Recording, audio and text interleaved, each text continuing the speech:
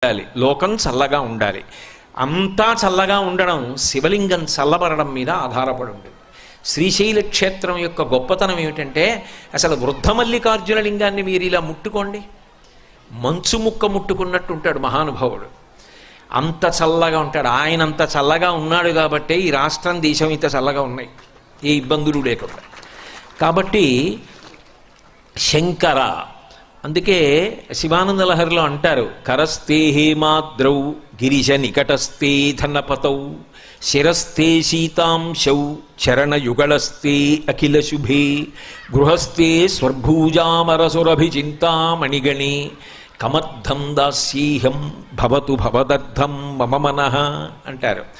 ఆయనకి మనం ఇవ్వడం ఏమిటి? కరస్తే హేమాద్రౌ, ఆయనకి ఒక చేతిలో బంగారు కొండ ఉంది, మేరు పర్వతాన్ని పట్టుకున్నాడు ఆయన. ఆయనకి మనమేమి ఇస్తాం? ఓ బంగారం గొలుసు చేయించగలం.